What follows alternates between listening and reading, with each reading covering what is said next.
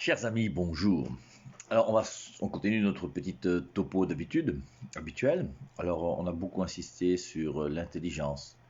L'intelligence par rapport à l'existence de Dieu, l'intelligence par rapport aux religions, l'intelligence par rapport à l'Église, l'intelligence par rapport à la vérité, l'intelligence par rapport au discernement, parole de Dieu, Église. Et l'important maintenant, c'est d'être le plus intelligent possible dans sa foi. Ça c'est clair, c'est la première des choses, c'est d'être intelligent dans sa foi et être quelqu'un qui réellement, en cherchant la vérité, puisse la trouver. Et notre intelligence nous a été donnée pour ça. Et l'intelligence est importante parce que l'intelligence nous permet d'aimer plus. Le but du chrétien sur terre, c'est d'aimer. D'aimer Dieu, d'aimer son prochain, de s'aimer soi-même. Et pour aimer beaucoup, il faut aussi, avoir un minimum de connaissances. Et c'est pour ça que l'intelligence est importante, et c'est important de réfléchir sur ce qu'on l'a fait. Moi, je trouve une petite réflexion sur l'intelligence et les différents niveaux qu'on a vus. Alors, vous savez que le but pour moi, quelque part, c'est de faire la distinction Bible, parole de Dieu, pour montrer pourquoi nous, les catholiques, nous avons raison d'être catholiques, et pourquoi un chrétien intelligent est forcément obligatoirement catholique. Je ne reviens pas dessus. Maintenant, nous allons continuer donc, une fois qu'on a découvert ce qu'est la parole de Dieu. Et que la parole de Dieu, c'est ce que l'Église nous enseigne. Pas premièrement la Bible que je lis. Et donc nous comprenons donc l'enseignement de l'Église pour nous est très important. Et que c'est important d'écouter tout ce que l'Église dit, tout ce que l'Église vit. C'est important de tenir compte des conciles, des dogmes et de toutes ces choses. Et c'est important de faire comprendre aux gens que croire dans un dogme, c'est éminemment intelligent. Puisque les gens des autres églises nous prennent pour des idiots, des imbéciles, parce que nous avons des dogmes et nous croyons aux dogmes. On avait vu rapidement que le dogme, pour l'expliquer, tu prends la définition du dictionnaire. Quand tu trouves un mot difficile dans un texte, qu'est-ce que tu fais? Tu prends un dictionnaire et tu cherches la définition du mot. Et quand tu cherches la définition du mot dans le dictionnaire, tu n'as jamais dit cette définition est fausse. Pourquoi? Parce que tu sais que ceux qui ont fait le dictionnaire sont plus intelligents que toi par rapport à la définition des mots. C'est des gens qui ont fait beaucoup d'études en français et qui se réunissent pour vous dire exactement quelle est la définition de ce mot dans cette langue qu'on appelle le français. Il y a des gens pareils pour nous dans l'Église. Alors, notamment Luc 22, 32, j'ai prié pour toi Pierre afin que ta foi ne défaille pas. Et la foi de Pierre ne peut pas défaillir, c'est quand même quelque chose d'important. Et ensuite il y a eu les conciles, acte 15, 28, l'Esprit Saint et nous avons décidé que. Et on voit donc qu'à travers les conciles, à travers le pape, nous avons quand même des gens qui nous disent des choses que Dieu a voulu qu'ils soient quand même de l'Esprit Saint et qu'ils soient infaillibles. Et c'est pour ça que nous devons avoir l'humilité de croire que ces gens, lorsqu'ils se réunissent et qu'il y a un concile, sont quand même plus intelligents que nous. Quand quelqu'un pense qu'un concile est mauvais, il faut se poser des questions sur sa santé mentale. Ça, c'est clair. Je ne peux pas accepter un concile et refuser un autre. Ça, c'est pas très intelligent. Il faut mettre les choses au clair, toujours. Donc, étant capable de bien définir ce qu'est l'Église, ce qu'est la parole de Dieu, il faut maintenant que nous puissions la mettre en pratique dans notre vie. Alors, c'est vrai que beaucoup de gens sont intéressés uniquement par la méditation des Saintes Écritures, mais je crois que c'est important d'abord d'avoir un peu de recul et de savoir si dans l'église dans laquelle je suis dans une bonne église ou une mauvaise église. Et maintenant que je suis dans cette église, que je ne me gêne pas, et que je puisse, dans cette église, m'engager d'une manière vraie à pouvoir accepter tout ce que l'église veut me donner à travers la parole de Dieu, à travers les sacrements, comme on l'a vu. Alors, il est clair que dès qu'on parle de parole de Dieu en général, pour la plupart des gens, quand même si toute la parole de Dieu n'est pas dans la Bible est quand même un livre très très intéressant. Et la Bible, alors bon, la définition de la Bible, c'est une partie, je peux ajouter importante, une partie importante de la parole de Dieu qui a été mise par écrit. Et j'ajoute toujours, cette partie importante de la Bible qui a été mise par écrit, c'est pas toute la Bible, mais c'est important, ne devient parole de Dieu que lorsqu'elle est bien interprétée. Et si la Bible est mal interprétée, elle n'est plus parole de Dieu. Alors, nous, en tant que chrétiens catholiques, nous savons que c'est l'Église qui nous donne la parole de Dieu, c'est l'Église qui nous donne la bonne compréhension des Saintes Écritures, et grâce à cela, nous devons être capables d'avoir cette parole de Dieu qui dirige notre vie. Alors, je voudrais avec vous, donc, comme je l'ai inscrit sur cette vidéo, méditer le texte de Jean 2. Alors c'est intéressant parce que c'est un texte qui quelquefois fait un peu de polémique et vous avez beaucoup de pasteurs. Alors, je vais reprendre un texte dans l'épître à Timothée, la première épître à Timothée, chapitre 1, c'est où il est dit « Quelques-uns, s'en étant détournés », alors je reprends un peu plus haut si vous voulez, c'est 1 Timothée chapitre 1, verset 5. Le but de cette recommandation, c'est l'amour qui vient d'un cœur pur, d'une bonne conscience et d'une foi sans hypocrisie. Quelques-uns, s'en étant détournés, se sont égarés dans de vains discours. Ils veulent être docteurs de la loi et ils ne comprennent ni ce qu'ils disent ni ce qu'ils affirment. Vous avez des gens aujourd'hui qui se prennent pour des prophètes, des docteurs de la loi, et vraiment, je vous assure, ils ne savent ni ce qu'ils disent ni ce qu'ils affirment. Quand un homme dit homme de Dieu, je n'aime pas ce mot, dit que les morts sont morts, je vous assure que tu te poses des questions sérieuses.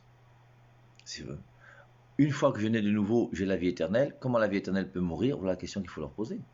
Et comment ces gens qui prêchent la nouvelle naissance peuvent dire que les morts sont morts? Les morts ne sont pas morts. On est mort à la vie humaine, mais pas à cette nouvelle vie donnée par la nouvelle naissance qui est la vie divine. La vie divine ne meurt pas, c'est pour ça que les morts ne sont pas morts. C'est impossible. Le mort meurt humainement, mais spirituellement, il ne peut pas mourir. Donc, je ne reviens pas, mais c'est juste pour argumenter un petit peu ce passage. Et maintenant, je viens plutôt donc à Jean chapitre 2. Alors, on va lire simplement Jean 2.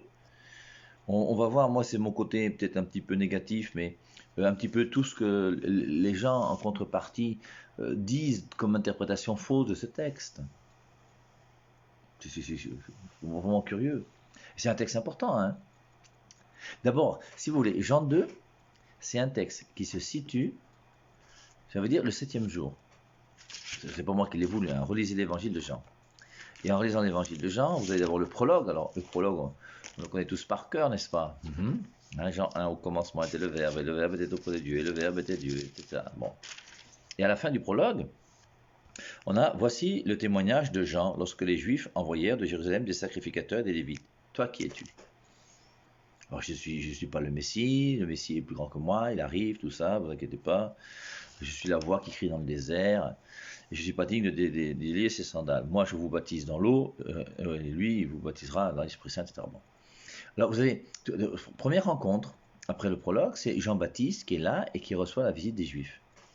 Ensuite, je suis au verset maintenant, dans Jean chapitre 1 toujours, le verset 29. Le lendemain. Vous avez donc le jour de Jean-Baptiste, c'est le jour 1. Ensuite, le lendemain, le jour 2. Le lendemain, il vit Jésus venir à lui. Voici l'agneau de Dieu qui enlève le péché du monde. C'est celui dont j'ai dit, etc. Verset 35. Le lendemain, après avoir reçu les Juifs, après avoir dit, moi je ne le connaissais pas, mais je suis venu pour j'ai vu l'Esprit descendre sur lui, etc. Le lendemain, Jean était encore avec 2 de ses disciples. Il regarda Jésus qui passait et dit, voici l'agneau de Dieu. Les 2 disciples le suivirent.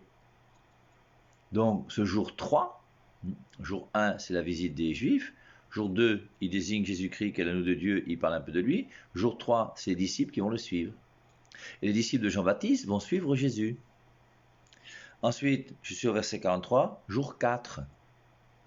C'est là où va suivre Nathanaël et puis Philippe, qui vont commencer eux aussi à suivre Jésus.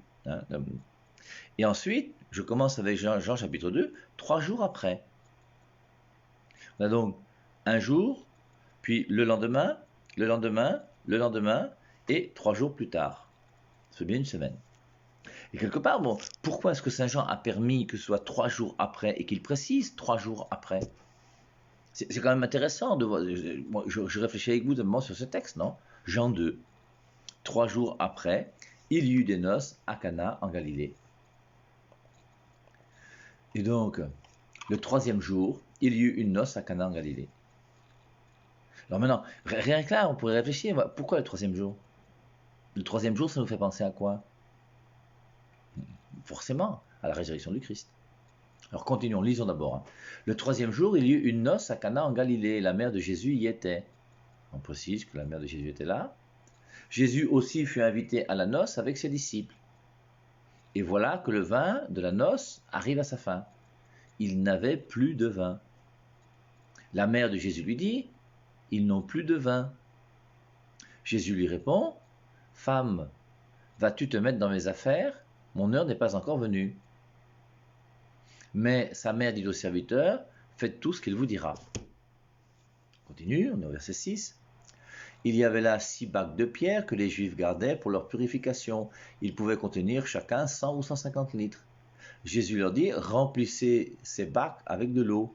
Ils les remplirent jusqu'au bord. Jésus dit alors, prenez maintenant et portez-en au responsable de la fête. Le responsable de la fête goûta cette eau changée en vin, mais il ne savait pas d'où il venait. Seuls les servants qui avaient pris l'eau le savaient. Alors il dit aux mariés, tout le monde sert d'abord le bon vin, et quand les gens sont gais, on donne le vin ordinaire. Mais toi, tu as gardé le bon vin jusqu'à maintenant. C'est ainsi que Jésus fit le premier de ses signes à Cana en Galilée. Là, il manifesta sa gloire et ses disciples crurent en lui. Après cela, Jésus descendit à Capharnaüm avec sa mère et ses frères et ses disciples. Il resta que quelques jours. Alors, on lit simplement le texte. Alors, on peut relire comme ça plusieurs fois, 2 fois, 3 fois, il n'y a pas de souci. Quelquefois avec des traductions différentes, c'est pas mauvais. C'est comme ça qu'on fait une étude biblique. Hein, là, sur ma table, je suis pas chez moi. Enfin, je suis chez ma mère. Hein, en France, comme vous le savez, je ne suis pas encore au Cameroun. Mais là, rien que devant moi, j'ai 4 traductions différentes. La Vulgate, traduite en français. J'ai la Bible des peuples, j'ai la Bible Louis II, j'ai la Bible de Jérusalem.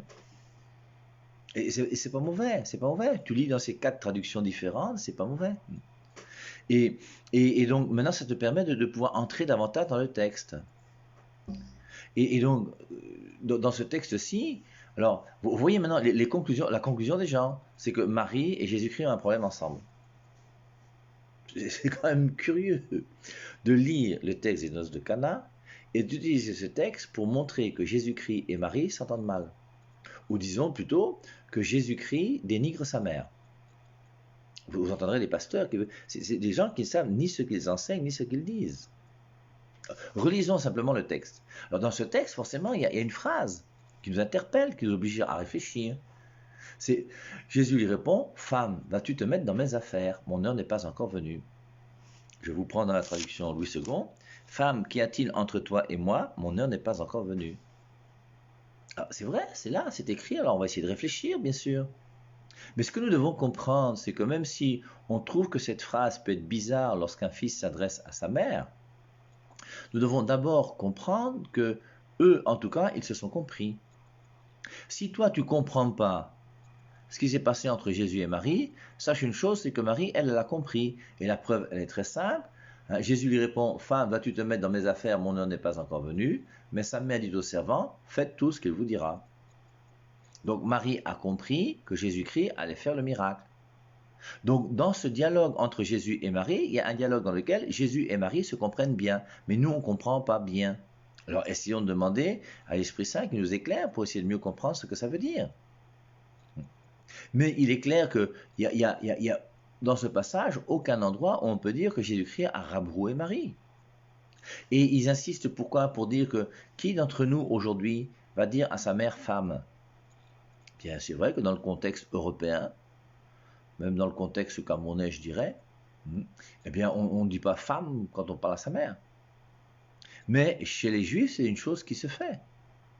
Et la preuve, c'est que si ces gens qui lisaient les Écritures avaient une meilleure connaissance des Écritures, ils sauraient que dans les 4 évangiles, Matthieu, Marc, Luc et Jean, eh bien Jésus-Christ va appeler différentes femmes du mot femme. Alors, la première fois, je vous donne les 7 références, hein, vous pourrez les retravailler si vous voulez après. La première référence, c'est celle-ci, c'est Jean chapitre 2, verset 4. Jésus dit, « Que me veux-tu, femme? Mon heure n'est pas encore arrivée. » Deuxième fois où Jésus-Christ utilisera le mot femme, c'est dans Jean chapitre 4, verset 21. Et Jean 4, c'est la Samaritaine.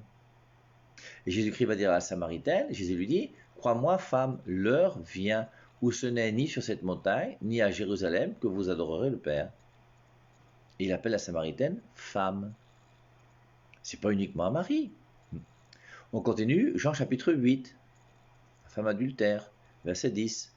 Alors se redressant, Jésus lui dit, femme, où sont-ils? Personne ne t'a condamné. Elle dit, personne, Seigneur. Alors Jésus dit, moi non plus, je ne te condamne pas, va et désormais ne pêche plus. Jésus-Christ a appelé la Samaritaine femme, Jésus-Christ a appelé la femme adultère femme. Donc il faut quand même qu'on comprenne que ce n'est pas un truc spécial à Marie pour la rabrouer, ça n'a pas de sens. Continuons. Dans Jean chapitre 19 à la croix, il dit une nouvelle fois à Marie, femme. Et forcément, le femme qu'il dit à Marie dans Jean chapitre 2, n'a-t-il pas un lien avec le femme qu'il va dire à la croix? Et comme par hasard, le premier mot femme qu'il dit à Marie, il dit femme à Marie lorsqu'il commence sa vie apostolique. Et il termine avec le mot femme quand il termine à la croix. Et il l'appelle femme. Et forcément, si on veut réfléchir un peu, le mot femme à la croix reprend quoi? Ben, reprend la femme qui est Ève. Ève qui est la femme qui a donné la mort à travers le péché originel, et Marie qui est la femme qui donne la vie à travers sa coopération au mystère de la croix. Et la nouvelle femme, c'est Marie qui est au pied de la croix. Et cette nouvelle femme, créature extraordinaire, sublime, qui a réussi à mener une vie chrétienne extraordinaire, est donnée à Jean comme mère. Voici ta mère, pour qu'elle devienne notre mère à nous aussi. Et je crois que c'est logique de pouvoir comprendre toutes ces choses de cette manière-là. Alors, ensuite, les autres fois où il dit femme, c'est dans Jean chapitre 20, verset 15. Hein, Jésus dit, c'est la résurrection, femme, pourquoi pleures-tu? Il s'adresse à Marie-Madeleine. Femme, pourquoi pleures-tu? Qui cherches-tu? Le prenant pour le jardinier, elle lui dit, Seigneur, si c'est toi qui l'as emporté, dis-moi où tu l'as mis, je l'enlèverai. Les deux autres références, c'est une dans Luc et une dans Matthieu. Dans Luc chapitre 13, verset 12, la voyant, Jésus l'interpella et lui dit, femme, te voilà délivrée de ton infirmité. Puis il lui imposa les mains. À l'instant même, elle se redressa et elle glorifia Dieu. Et le dernier mot femme, Matthieu 15, 28. Alors Jésus lui dit, ô femme, grande est ta foi, qu'il t'advienne selon ton désir. Et de ce moment, sa fille fut guérie. Et on voit donc que Jésus-Christ va utiliser 7 fois le mot femme. Et quand dans Jean chapitre 2, il dit femme à Marie, il n'y a rien d'insultant. Il n'y a rien de méprisant. Ça fait partie de la culture et de la tradition. Et comme par hasard, Marie a le droit à 2 fois le mot femme, comme je vous l'ai dit dans Jean chapitre 2 et dans Jean chapitre 19, à la croix où elle va mourir. Et Jésus-Christ dit, femme, voici ton fils. Et c'est la femme par excellence, avec qui tout est repris. La première femme, la mère des vivants, c'était Ève. Et bien aujourd'hui, la nouvelle femme et la mère des chrétiens, c'est Marie. Et je crois que c'est comme ça qu'on doit comprendre le mot femme utilisé à Marie dans Jean chapitre 19 à la croix. Et justement, Jésus-Christ veut montrer qu'avec Marie, il y a quelque chose de nouveau qui va s'opérer. Et sa vie apostolique, comme sa croix, tout ça va se dérouler avec la présence de Marie. C'est quand même extraordinaire. Alors, femme, il n'y a rien de péjoratif, il n'y a rien de mauvais. Hein. Vas-tu te mettre dans mes affaires? Qu'y a-t-il entre toi et moi? Mon heure n'est pas encore venue. Alors, il faut réfléchir. Mon heure n'est pas encore venue. L'heure, c'est quoi? Et quand on relit dans les Saintes Écritures, l'heure, je crois qu'on va retrouver ça dans Jean chapitre 13. Je vais essayer de voir. Ouais. Avant la fête de la Pâque, Jésus, sachant que l'heure était venue pour lui de passer de ce monde au Père. Jésus, qui avait aimé les siens, qui était dans le monde, les aima jusqu'au bout. Voilà l'heure. Avant la fête de la Pâque, sachant que l'heure était venue pour lui de passer de ce monde à son Père. Je vous lis maintenant Jean chapitre 17. La grande prière que le Christ fait juste avant d'être arrêté. Jean chapitre 17, après avoir ainsi parlé, Jésus leva les yeux au ciel et dit, Père, l'heure est venue. C'est la grande prière qu'il fait avant d'entrer dans sa passion. Père, l'heure est venue. Et l'heure, c'est quoi? C'est sa croix. Et Jésus-Christ dit à Marie, Marie leur dit, ils n'ont plus de vin. Ils n'ont plus de vin, ça veut dire quoi? Ça veut dire que les noces sont gâtées, les noces sont finies, les noces ne seront pas réussies. Et pour que ces noces soient réussies, il faut qu'il y ait le vin de la fête. Et le vin est là pour apporter cette joie au moment où on célèbre justement des noces. Premier miracle de Jésus-Christ selon l'évangile de Jean, c'est quand même les noces. Jésus-Christ n'est pas né à un match de foot. Vous allez me dire, il n'y avait pas de ligue à l'époque. C'est vrai, mais il devait y avoir des sports. Il aurait pu aller ailleurs. Il y avait certainement des gargotes ou des dents où on buvait le vin ou autre chose. Il aurait pu aller au bar, il aurait pu aller je ne sais pas où, moi. Les gens forcément se distrayaient, comme depuis toujours. Et Jésus-Christ a voulu, lui, premier miracle, assister à des noces. Alors, c'est intéressant, hein. Le troisième jour, je vous rappelle, le troisième jour, pour nous, ça va faire allusion à la résurrection. Bon, on met ça en filigrane, on met ça loin. Hein. Il y eut une noce à Cana en Galilée. La noce, c'est là où un homme et une femme vont se marier. Parce que Jésus-Christ est venu pour célébrer l'amour.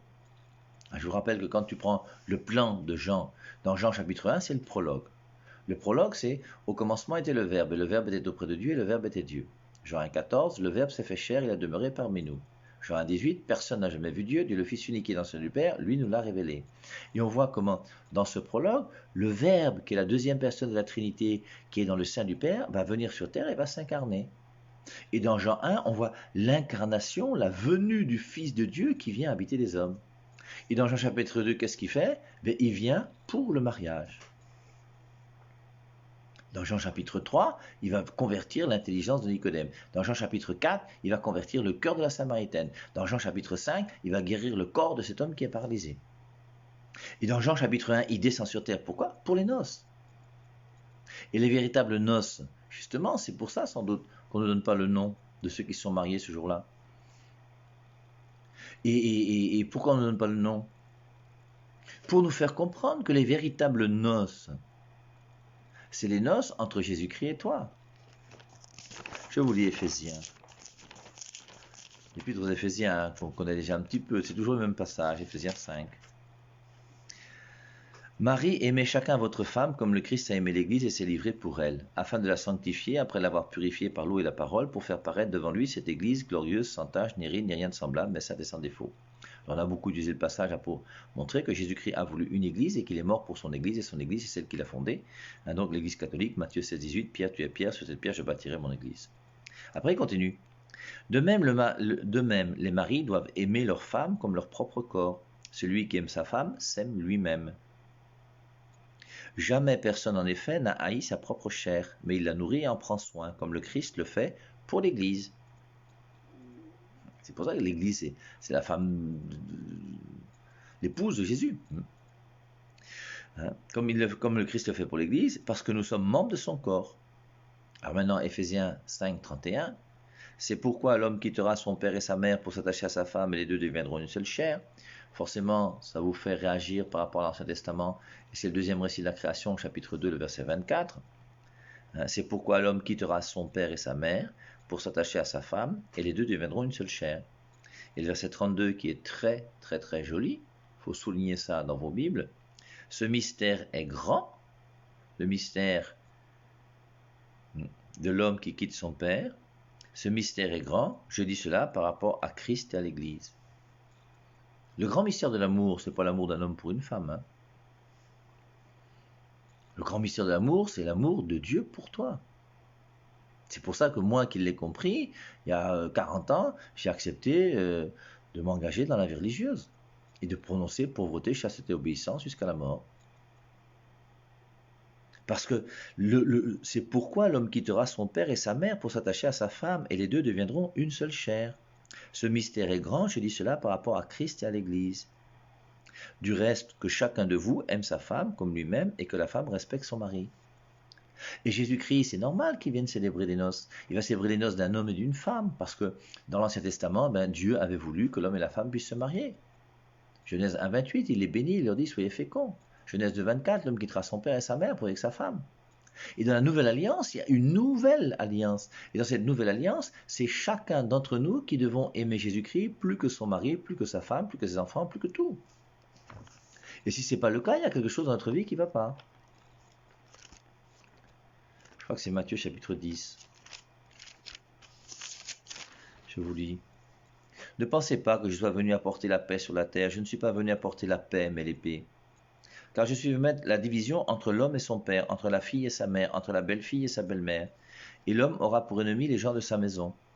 Celui qui aime père, mère, plus que moi n'est pas digne de moi. Et celui qui aime sa fils ou sa fille, plus que moi n'est pas digne de moi. Celui qui ne prend pas sa croix, qui ne me suit pas, n'est pas digne de moi.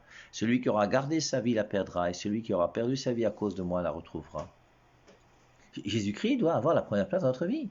Et même vous qui êtes mariés, c'est normal que vous puissiez aimer votre mari ou votre femme, mais vous devez aimer Jésus-Christ plus que votre mari ou plus que votre femme.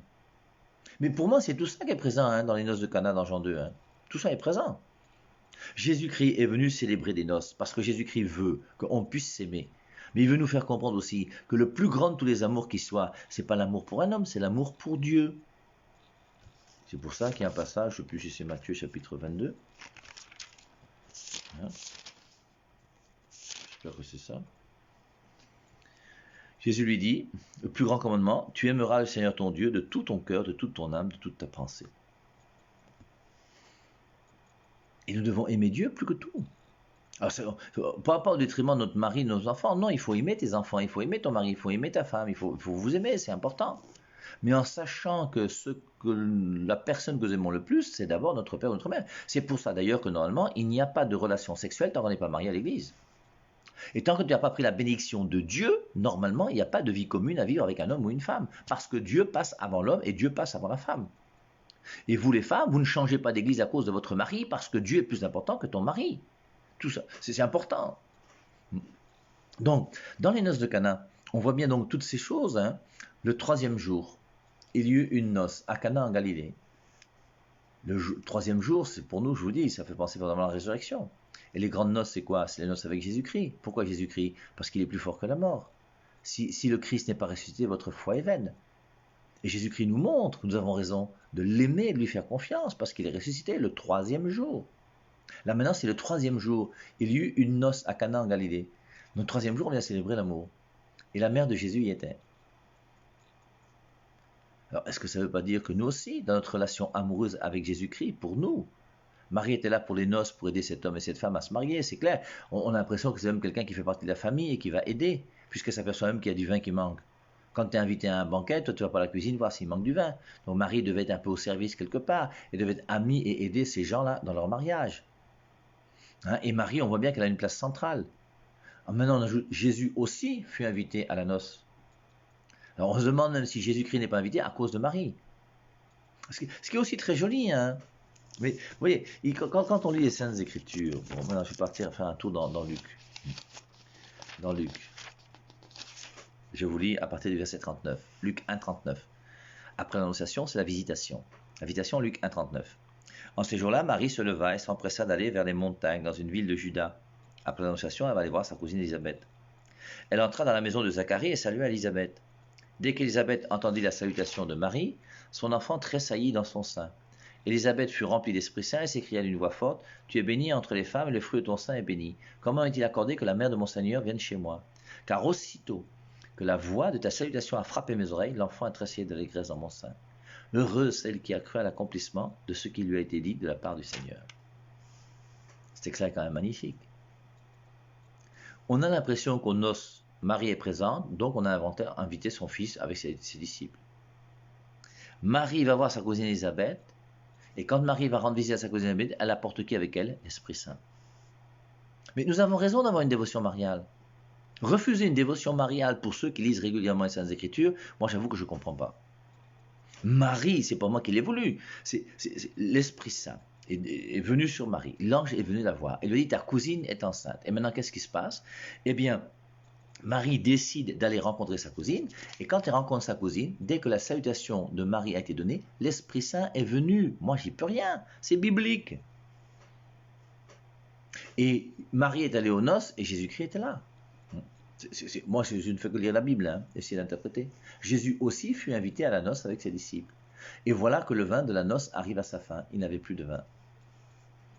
Donc, le bonheur et la joie, la bonne ambiance, l'amour entre les gens qui sont là, qui est célébré, avec un peu de vin, parce qu'un peu de vin, ça ne fait pas de mal. Je vais vous lire peut-être un passage tiré du livre de l'Ecclésiastique. Et le livre de l'Ecclésiastique, qu'on appelle encore Ben Sirac le sage, qu'on appelle encore Siracide. Et c'est un livre qui est deutérocanonique, ça veut dire qu'il est inspiré par Dieu, mais qu'il a été jeté par Martin Luther, et donc tous ceux qui maintenant sont les petits frères de Martin Luther ont jeté ce livre inspiré par Dieu à la poubelle. Ils l'appellent apocryphe alors qu'il n'est pas apocryphe comme on l'a vu. Juste une petite précision, parce que c'est toujours bon de préciser les choses et de ne pas avoir peur de dire la vérité. Alors, je crois que c'est au chapitre 31. Voilà. Avec le vin, je suis dans Siracide, donc chapitre 31, verset 25. Avec le vin, ne joue pas au fort, car le vin en a perdu beaucoup. Alors, on n'interdit pas le vin, hein. Le vin n'a jamais interdit. Là, c'est pareil, oui. Tous ces pasteurs et ces prophètes qui vous disent que Dieu a interdit le vin, ce sont moi j'appelle ça des mboutoukous. Ce sont des pasteurs qui ne savent même pas ce qu'ils enseignent. Ils vous enseignent des bêtises. Il faut qu'ils aillent à l'école. Parce que dire que le vin de noces de Cana, c'est sans alcool, ça montre bien la perversité de l'intelligence de ces gens-là. Il y a une perversion quelque part. Parce qu'il y a aucun... La Bible est contre l'excès d'alcool, ça c'est clair. Mais la Bible n'est pas contre l'alcool. Il y a 1 Timothée 5, 23, que tout le monde connaît. 1 Timothée 5, 23, où Paul dit à Timothée, cesse de boire uniquement de l'eau et prends un peu de vin à cause de tes fréquents maux d'estomac.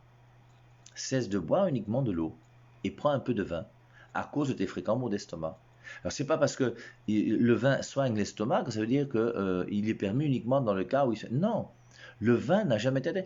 Paul ne peut pas demander à Timothée de pécher un peu parce qu'il a mal à l'estomac. Ça montre bien que le vin n'est pas un péché.